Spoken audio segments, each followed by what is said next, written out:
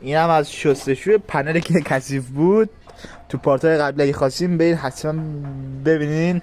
هم آقا امیرحسین گل سلطان علکی این هم یه چیز دیگه حتما هم بعضی انجام میدن نمیدن بعد سرویس با گیس. الان گیس خیلی زیاد زد انگار گیس امامه.